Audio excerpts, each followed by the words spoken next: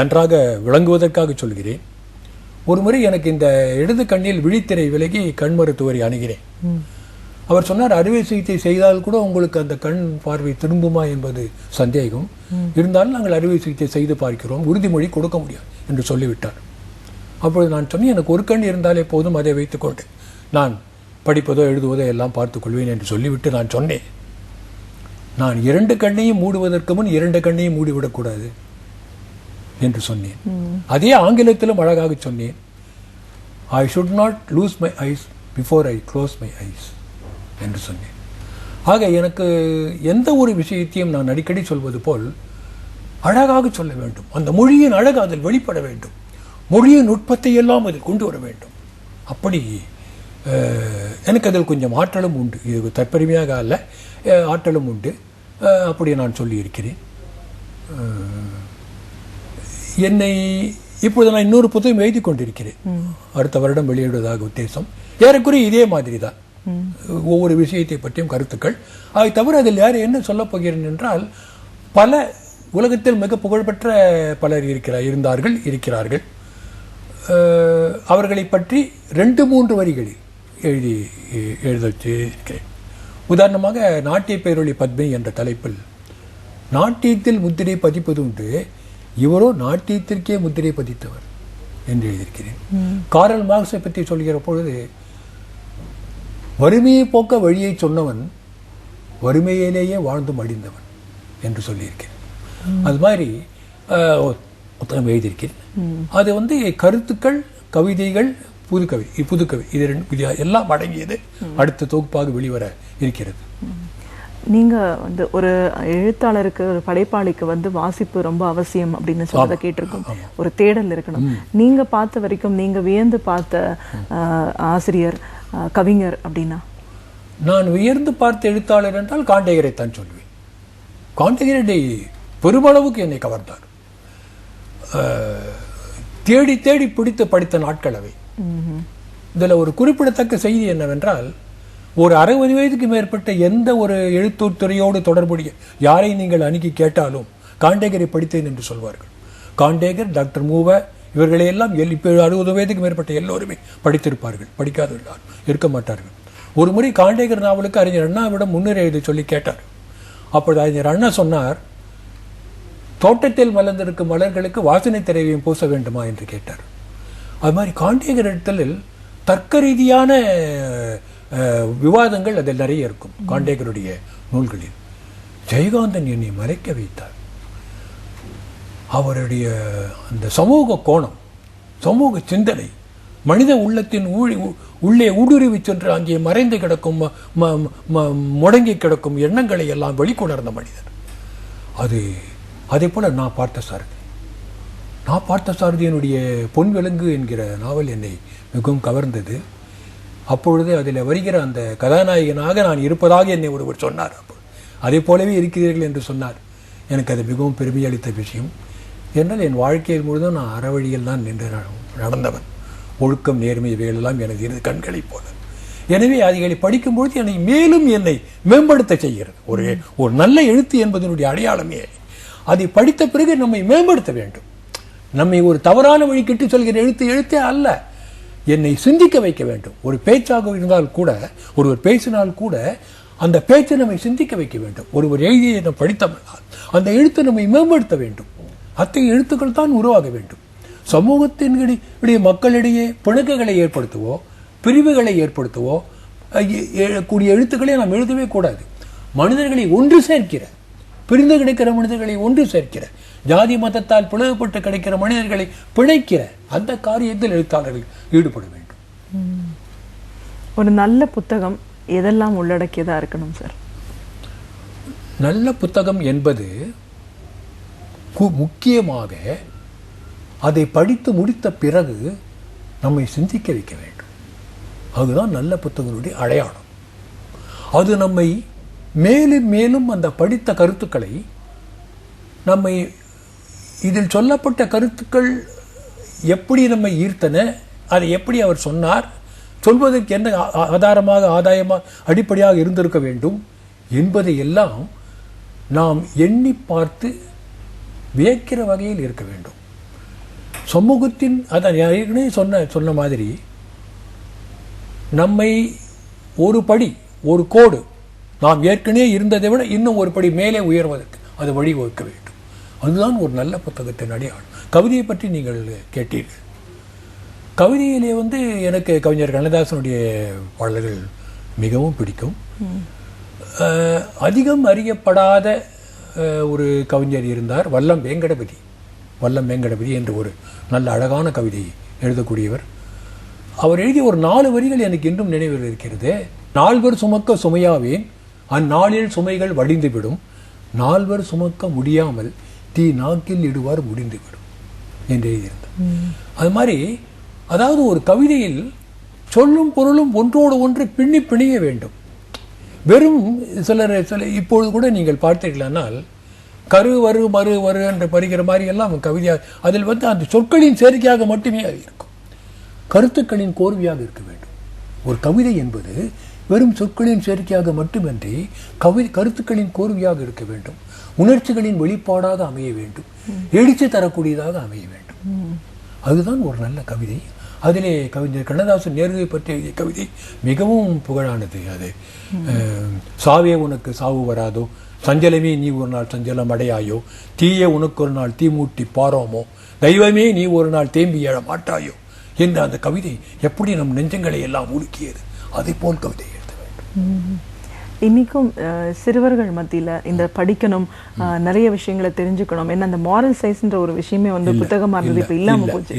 ஒரு காலகட்டத்தில் அது ஒரு பாடத்திட்டமா இருந்தது, இப்ப இல்ல. இந்த மாதிரியான கருத்துக்களை சின்ன குழந்தைங்களுக்கு சொல்லணும்னா எப்படி செய்யணும் சார்? என்னை பொறுத்தவரையில் இதிலே நான் கொஞ்சம் வேறுபடுகிறேன். பலரும் சொல்கிறார்கள் மாரல் சயின்ஸ் இப்ப பள்ளிக்கூடத்தில் இல்லை, எடுத்துட்டாங்க. மாரல் சயின்ஸ் பாடத்தை வைப்பதால் மட்டுமே குழந்தைகளை நீங்கள் மாரல் உடையவர்களாக மாற்ற முடியாது. சமூகத்தில் எல்லா நிலைகளிலும் சீர்கட்டு கிடைக்கிற பொழுது நீங்கள் வெறும் மாரல் சயின்ஸ் பாடத்தை மட்டும் நடத்தி சிறுவர்களை மாரல் உடையவர்களாக மாற்றிவிட முடியாது. ஒவ்வொரு மனிதனும் மாற வேண்டும். குடும்பத்தில் முதலில் மாறல் இருக்க வேண்டும். குடும்பத்தில் இன்றைக்கு எது முதன்மையானதாக இருக்கிறது? பணம் சேர்ப்பது. பணம் சேர்ப்பது மட்டுமே வாழ்க்கையின் அடிப்படையாக இருக்கிற ஒரு சமூகத்தில் எல்லாம் மலினப்பட்டு போகும். ஸோ அந்த நிலை மாறாதவரை, அந்த நிலையிலிருந்து விடுபடாதவரை நீங்கள் எந்த மாரல் சயின்ஸ் எந்த பள்ளிக்கூடத்தில் வைத்தாலும் அதனால் இளைஞர்களை நீங்கள் மாற்றிவிட முடியும் என்று நினைப்பது தவறு. நீங்கள் மாற வேண்டும். முதலில் நான் மாற வேண்டும், நீங்கள் மாற வேண்டும், குடும்பத்தில் உள்ள ஒவ்வொருவரும் மாற வேண்டும். ஏன் தந்தை தாய் ஏன் முன்னோடியாக இருக்கக்கூடாது? ஒரு நல்ல தந்தை தாய், நல்ல பழக்க வழக்கங்கள், நல்ல அறநெறியில் நடக்கிறவர்கள், நல்ல ஒழுக்கத்தில் நிற்பவர்கள், அதை பார்த்து பிள்ளை இருந்து விட்டு போகட்டுமே. உலகம் என்னுடைய பிள்ளை நல்லவனாகட்டும், நான் எப்படியாவது இருக்க வேண்டும் என்று நினைப்பதா? முதலில் நீங்கள் நல்லவனாக இருங்கள், பிறகு உங்கள் பிள்ளையை நல்லவனாக்குங்கள், பிறகு இந்த சமூகம் தானாகவே சரிபட்டு போ. ஆசிரியர்கள் நல்லவராக இல்லாத போது மாணவர்கள் எப்படி நல்லவர்களாக இருக்கு? ஆசிரியர்களே பலர் நல்லவர்களாக இல்லையே, மாணவர்கள் எப்படி நல்லவர்களாக இருக்க முடியும்? எனவே நாம் எல்லோரும் நல்லவர்களாகும் பொழுதுதான் அவர்களும் நல்லவர்கள் ஆவார்கள்.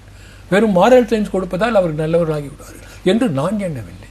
இப்போ நல்ல பழக்கங்களை நீங்கள் பள்ளிக்கூடத்திலே கற்றுக் கொடுக்கலாம். உதாரணமாக ஒரு பாட்டிலை எடுக்கிறோம், தண்ணீர் நிறைந்த பாட்டிலை எடுக்கிறோம். அதை எடுத்த பிறகு அந்த பாட்டிலை தண்ணீர் குடித்த பிறகு அதை மூடிதான் வைக்க வேண்டும் என்கிற ஒரு சிறிய பழக்கத்தை கூட நாம் பிள்ளைகளுக்கு சொல்லிக் கொடுக்கவில்லையே. இன்னொன்று, ஒரு பொருளை எடுத்தால் எடுத்த பொருளை அந்த இடத்தில் வைக்க வேண்டும் என்கிற அந்த ஒரு பழக்கத்தை நாம் இன்னும் கற்றுக் கொடுக்கவில்லையே. இத்தாலியில் பள்ளிக்கூடங்களில் இதை கற்றுக் கொடுக்கிறார்கள். ஸோ நீங்கள் நல்ல பழக்கங்களை கற்றுக் கொடுங்கள். அது நல்ல விதை, அந்த விதை நன்றாக வளரும். நிச்சயமா சார். ஒரு சமூக சிந்தனையாளரா, எழுத்தாளரா, இந்த சமூகத்தோட போக்கு எப்படி இருக்கு, ஒரு காலகட்டத்தில் எப்படி இருந்தது, இன்னைக்கு எந்த மாதிரியான ஒரு நிலைப்பாடல் இருக்கு, உங்களோட பார்வையில் அதை நீங்க எப்படி பார்க்குறீங்க? ஒரு எழுத்தாளர்னு வரும்போது ஒரு படைப்பு மூலமா இந்த மாற்றத்தை எந்த மாதிரியான கருத்துக்கள் மூலமா நம்ம அதை சொல்லலாம், மக்களுக்கு கொண்டு போய் சேர்க்க வேண்டிய கடமை ஒரு எழுத்தாளருக்கு எப்படி இருக்கு? மாற்றங்கள் அப்படிங்கிறது ரொம்ப அவசியமானது, அதை நம்ம வீட்டிலேருந்து தொடங்க வேண்டிய அவசியம் இருக்குன்னு உங்களோட பார்வையில், உங்களோட அனுபவங்கள் சார்ந்த பல விஷயங்களை எங்களோட நீங்க முழுமையா பார்த்துட்டதுக்கு ரொம்ப நன்றி. எனக்கு வாய்ப்பளித்த கலைஞர் தொலைக்காட்சிக்கு நன்றி.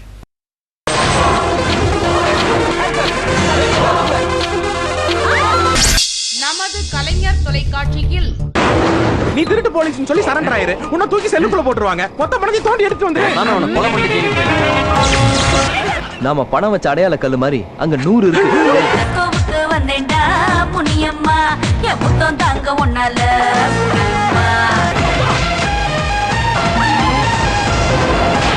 கிலோ பணமா?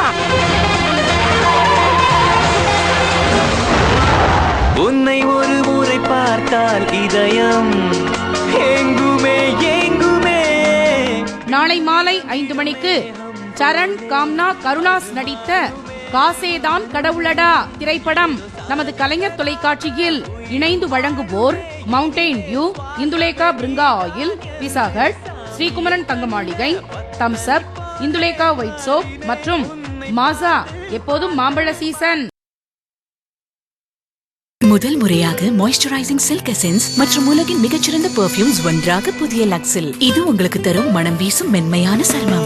நிறம் மலர்ந்து அழகூட்டது குறும்பு தொடங்கட்டும். உடலில் நறுமணம் வீசுதே மூழ்கி கொஞ்சம் லக்ஸ். புதிய லக்ஸ் சாஃப்ட் டச். சொல்லுங்க மகாராஜா. பற்கள், ஈறுகள் ரெண்டுத்திலயும் ப்ராப்ளம். லவங்க எண்ணெயும் உப்பையும் உபயோகிக்க பழக்கணும். இவ்வளவெல்லாம் செய்வானா? செய்வான். பெப்சோடென்ட் ஜெர்மிசெக் க்ளோவன் சால்ட். க்ளோ மற்றும் சால்ட் இப்போது லேட்டஸ்ட் ஜெர்மிசெக் ஃபார்முலாவில் பல் பிரச்சனையை தடுக்கும், ஈறுகளையும் உறுதியாக்கும். பெப்சோடென்ட் ஜெர்மிசெக் பிளஸ் க்ளோ மற்றும் சால்ட். ஒரு ஸ்ட்ரோக் போதும். பெறுங்கள் ஐகானிக் ஐஸை. அறிமுகம் லாக்மேயின் புதிய ஐகானிக் காஜல். 10 மணி நேரம் no smudge. Intense black finish. Iconic eyes everyday. புதிய ஐகானிக். வழங்குவோர் லாக்மே.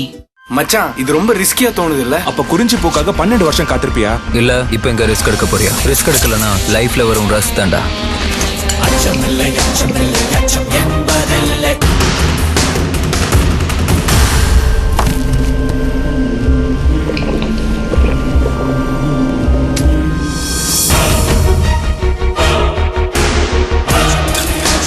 டில் இருந்தா டியூ போடு. Mountain due. அச்சம் தாண்டி உச்சம் தொடு.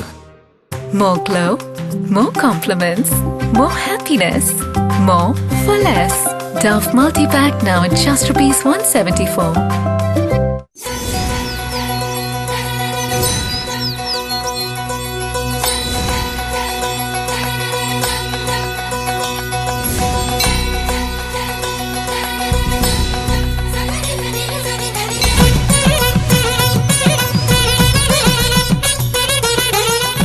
நாம் அறிந்திராத பல அரிய தகவல்களை நம் சிந்தனைக்கு உரமூட்ட வருகிறார் பேராசிரியர் சுபவீர பாண்டியன் அவர்கள். நம் விடியலை நிகழ்ச்சியின் அடுத்த பகுதியாக வரவேற்பது ஒன்றே சொல் நன்றே சொல்.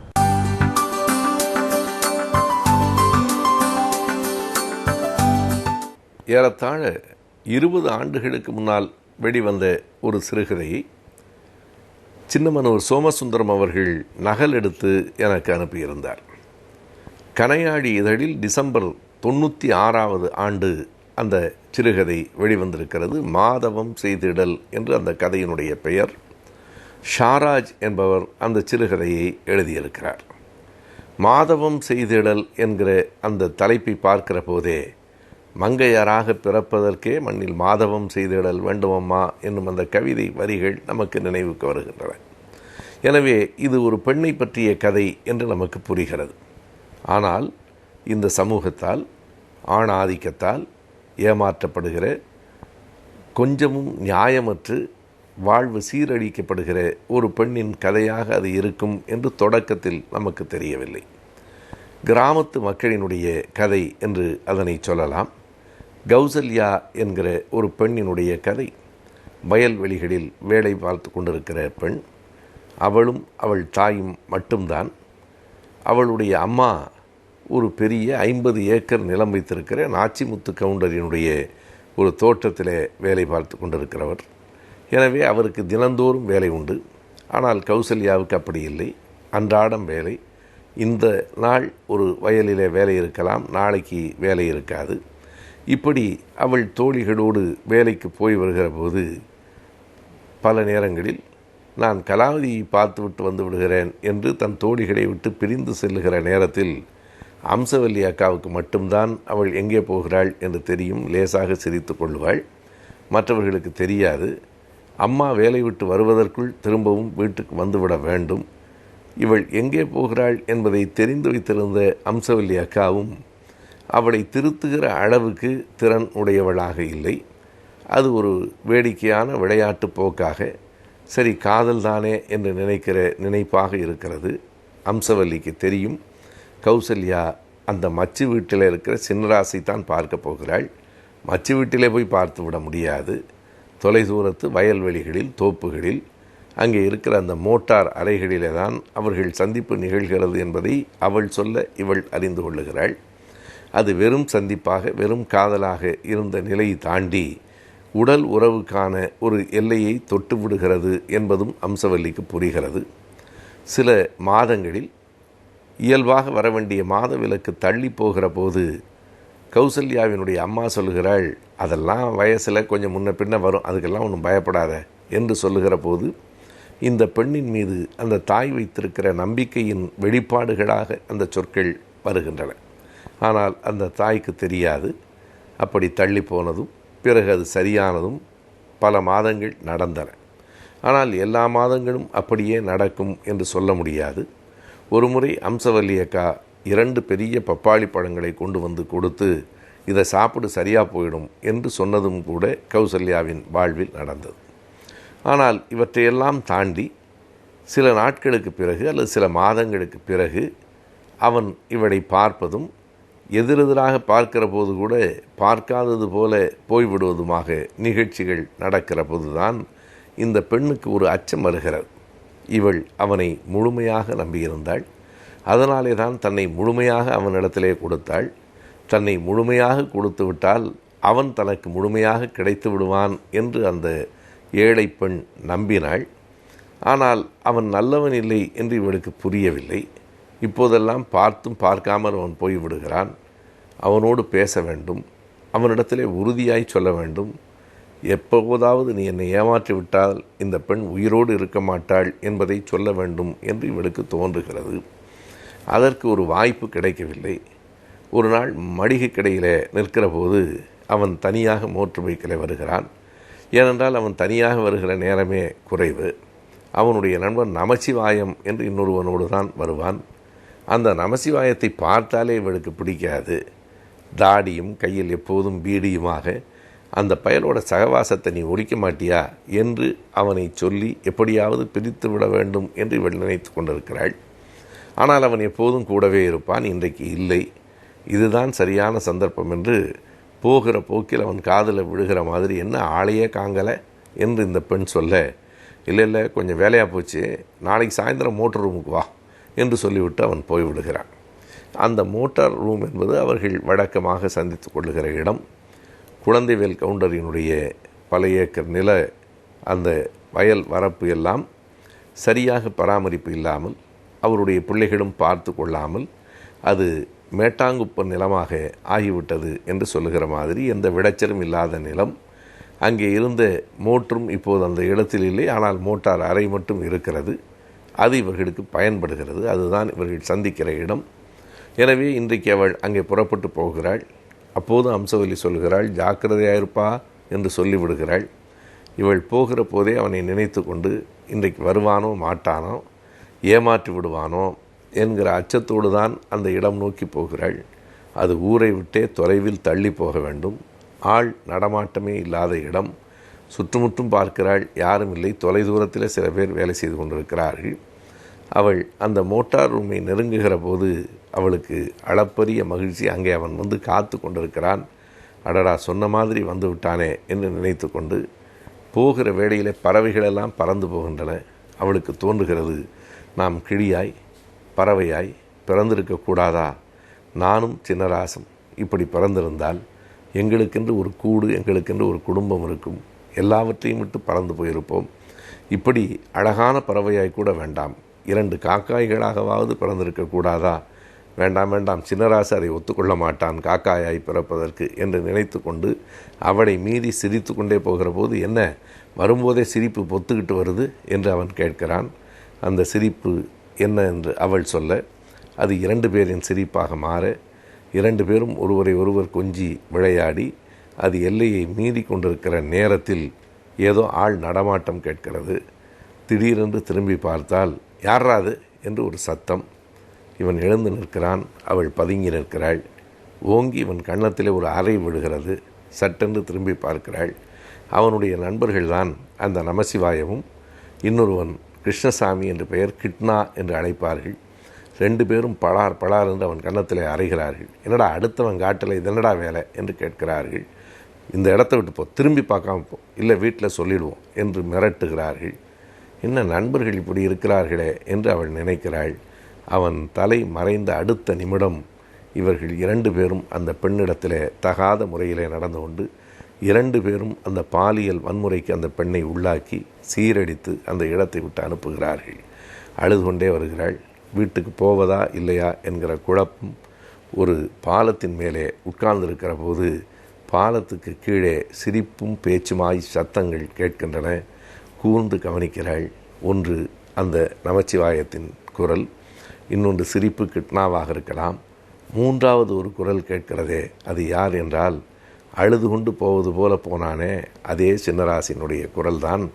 எனவே 3 பேரும் திட்டமிட்டுத்தான் செய்திருக்கிறார்கள் என்பது அந்த பெண்ணுக்கு புரிகிறது என்பதோடு கதை முடிந்து போய்விடுகிறது. அடுத்து அவள் என்ன செய்தாள் என்பதை சொல்லவில்லை. ஆனாலும் தலைப்பு நமக்கு சொல்லுகிறது, மாதவம் செய்திடல் வேண்டும்.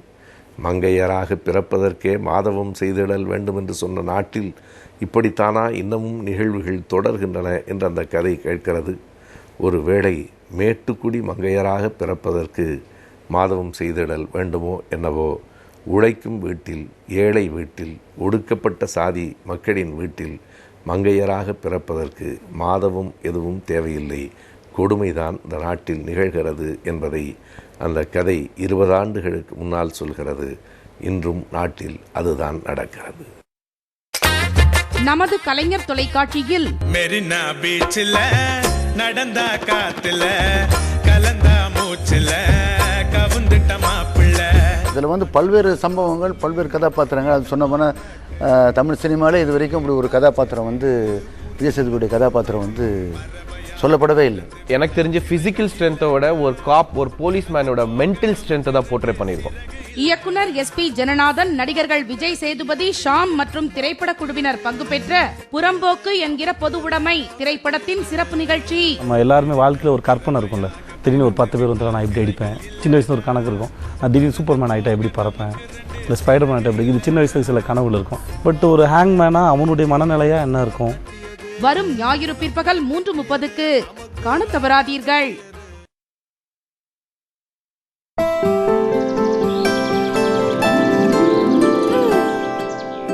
அம்மா, சூரியனை மேஜிக்கால மறைக்கலாமா? வானத்து கட்டியால குளிக்கலாமா? சம்மர்ல நாம இருக்கலாம் ஃப்ரெஷ்ஷா. ஏன் மம்மியா வாங்க பிரின்சஸ் மாதுரி. பேர்ஸ்ல உள்ள மின்ட் சாறு மற்றும் கிளிசரின் சருமத்தை சாஃப்டாகவும் ஃப்ரெஷ்ஷாகவும் ஆக்கும். சம்மரிலும் கூட. டிஸ்னி சிண்ட்ரெல்லா தியேட்டர்களில் மட்டும். இரு, இது கொதிக்க வச்ச தண்ணியா? பாய்லெட். இது கொதிக்க வச்ச தண்ணியா? இந்தாமா. இது கொதிக்க வச்ச தண்ணியா? இல்ல. இல்லையா? இப்பெல்லாம் தண்ணியை கொதிக்க வச்சாலோ வடிகட்டினாலோ மட்டும் போதாது. பொல்யூஷனால தண்ணியில துரு, லெட் போன்ற அசுத்தங்கள் வந்துருச்சு. இதெல்லாம் கொதிக்க வச்சா நீங்காது. ஆனா பியூரிட்டி 4 நிலை சுத்திகரிப்பு தொழில்நுட்பம் வைரஸ் பாக்டீரியாக்களை தவிர இந்த அசுத்தங்களையும் நீக்கிடும். பியூரேட் கொதிக்க வைப்பதை விட அதிகம் பாதுகாப்பானது. புதிய லாக்மே இன்ஸ்டலைட் ஸ்கின் லைட்னிங் கிரீம் மற்றும் மினரல் பவுடரின் ஒப்பற்ற கலவை சீரான பிரகாசமுள்ள சருமத்தை தரும். உடனடியாக பிரகாசமான சருமத்தின் அற்புதத்தை பாரு. புதிய Lakme instalite instant glow cream. Lakme reinvent. அண்ணாச்சி, 4 தம்ஸ் அப் எடுங்க. சரக்கு வரல, வண்டி டிராபிக்ல மாட்டிட்டு இருக்கு. இப்போ புயல் வரும் பாரு.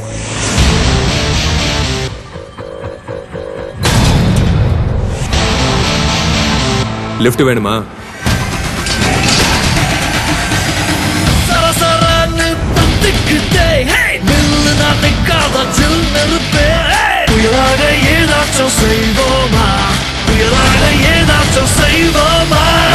சரக்கு வந்துருச்சு, இப்ப எடுங்க.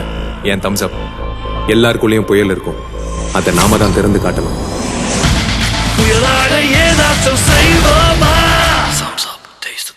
More glow, more compliments, more happiness, more for less.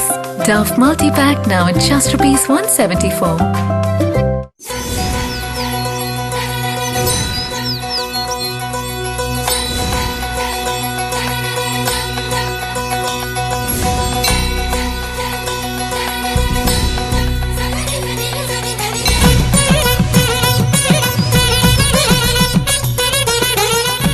மனதை தெளிவாக வைத்துக் கொண்டால் தான் நம் வாழ்வும் சிறப்பாக அமையும். அந்த வகையில் மனதை எவ்வாறு தெளிவாக வைத்துக் கொள்ள வேண்டும் என்பதை பற்றி நமக்கு விளக்க வருகிறார் டாக்டர் நம்பி அவர்கள். நம் விடியலை வா நிகழ்ச்சி நிறைவு பகுதியாக வரவிருப்பது மனமே மனமே.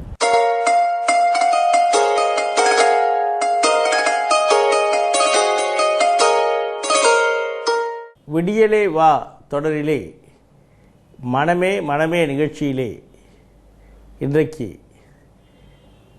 நம்முடைய மனதின் ஆழம், நம்முடைய மனதிலே இருக்கிற எண்ணம் அல்லது நம்முடைய மனம் எப்படி இருக்கிறது, என்ன இருக்கிறது என்று நமக்கே தெரியுமா என்று சிந்திப்பதிலே சில நேரம் செலவு செய்யலாம். அந்த காலத்திலே ஒரு திரைப்பட பாடல் உண்டு. என் மனம் என்னவென்று என்ன என்று யாருக்கு தெரியும் என்று சொல்வார்கள். ஏதோ அந்த அவர்களுடைய மனம் அவர்களுக்கு மட்டும்தான் தெரியும், மற்றவர்களுக்கு தெரியாது, புரிந்து கொள்ள முடியாது என்பது போல அது. ஆனால் நம்முடைய மனதை நாமே புரிந்து கொள்வது என்பது மிக ஒரு கஷ்டமான காரியம். ஓரளவுக்கு நம்மை பற்றி நமக்கே தெரியும். நம்முடைய மன ஓட்டங்களை பற்றி, நம்முடைய சிந்தனைகளை பற்றி, அந்த சிந்தனையின்பால் எடுக்கிற எண்ணங்களை பற்றி, அந்த எண்ணங்களின் வழியாக நடக்கிற செயல்களை பற்றி ஓரளவு நாம் அறிந்து கொள்ளலாம். அதனால் நாம் இப்படித்தான் இருக்கிறோம், நம்முடைய மனம் இப்படித்தான் இருக்கிறது என்று ஓரளவு புரிந்து கொள்ளலாம்.